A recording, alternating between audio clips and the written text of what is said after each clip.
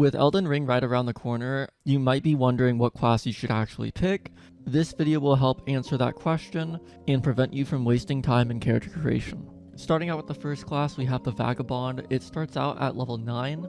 Its vigor is 15, mind 10, endurance 11, strength 14, dexterity 13, intelligence 9, faith 9, and arcane 9. It starts out with a longsword, a halberd, and a shield. Its description states, a knight exiled from their homeland to wander a solid armor-clad origin. Next up is the warrior. It starts at level 8, it has vigor 11, mind 12, endurance 11, strength 10, dexterity 16, intelligence 10, faith 8, and arcane 9. Its equipment is 2 scimitars and a shield. Its description reads, a twin blade wielding warrior from a nomadic tribe, an origin of exceptional technique. Next up we have the hero. It starts at level 7, vigor is 14, mind is 9, endurance is 12, strength is 16, dexterity is 9, intelligence is 7, faith is 8, and arcane is 11. It starts out with a battle axe and a shield, and the description reads, a stalwart hero at home with a battle axe, descended from a Badlands chieftain. This looks to be your strength type class, or at least kind of like a well-balanced strength class, so this might actually be what I pick. Next up we have the Bandit. It starts at level 5, it has vigor 10, mind 11, endurance 10, strength 9, dexterity 13, intelligence 9, faith 8, and arcane 14. It has a knife, a buckler, and a short bow to start out with, and the description reads, a dangerous bandit who strikes for weak points, excels at ranged combat with bows. Because arcane basically is luck from previous games, I imagine this is going to be kind of like a bleed focused, dagger wielding type character. Next up we have the Astrologer. It starts at level 6, vigor is 9, mind is 15, endurance 9, strength 8, dexterity 12, intelligence 16, faith is 7, and arcane is 9. It starts out with a sorcery catalyst, a short sword, and a shield. The description reads, a scholar who reads fate in the stars, heir to the school of glintstone sorcery. Next up we have the Prophet, which is very similar to what we got in the network test. It starts out at level 7, vigor is 10, mind is 14, endurance is 8, strength is 12, dexterity is 8, intelligence is 7, faith is 16, and arcane is 11. It starts out with an incantation catalyst, a spear, and a shield. The description reads, a seer ostracized for inauspicious prophecies, well versed in healing incantations. If you like the Beast Claw and the network test, this is probably going to be your go-to, or if you just like healing miracles. The next one is unlike anything we've ever really seen. It's the Samurai.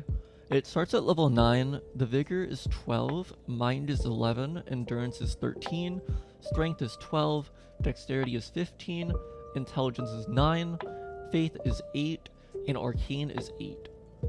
It starts out with an Uchikatana, a shield, and a longbow. The description reads, a capable fighter from the distant land of reeds, handy with katana and longbows. The next one was really weird when I first saw it on the Twitter account. It's the Prisoner.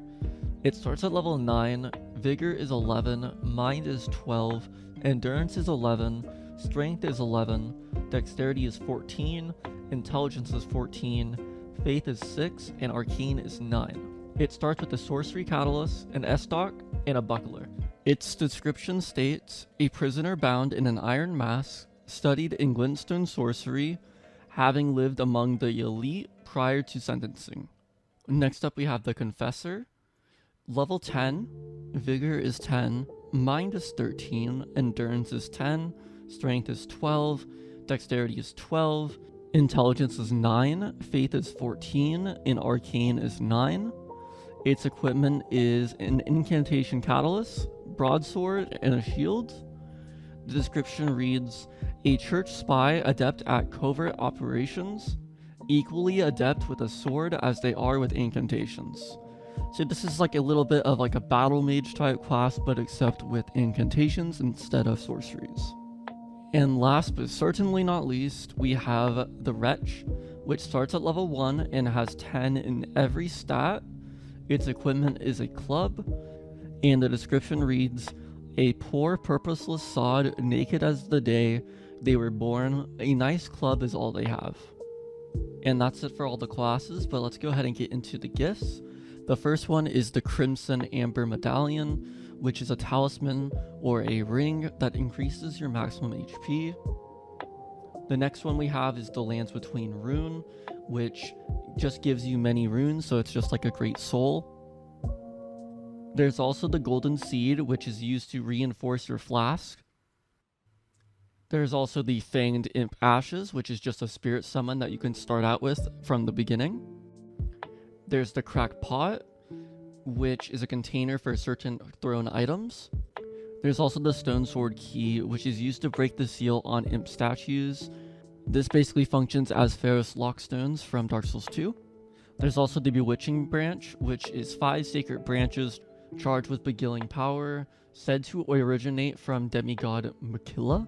I'm not really sure what this does. All I know is you get 5 of them, and maybe it's like a buff of some sort or something similar. Next up is the Boiled Prawn. This just boosts physical damage negation. There's also this last one, which I'm not even going to try to pronounce, but it makes it easier to madden foes, which I believe is similar to the Dark Souls 1 or 3 ring, or maybe it's 2, I don't know, but a ring that basically makes it so that in multiplayer, the bosses will probably target you more often, or enemies will target you more often, so it's good if you want to play like a tank type character. And that's all for the classes and gifts of Elden Ring. I cannot believe that we are just basically 2 weeks out from this game being public, and I cannot wait to get my hands on it. Let me know what class you guys are going to pick and what gift you guys are going to pick down below. Make sure to like, comment, and subscribe. Thank you for watching.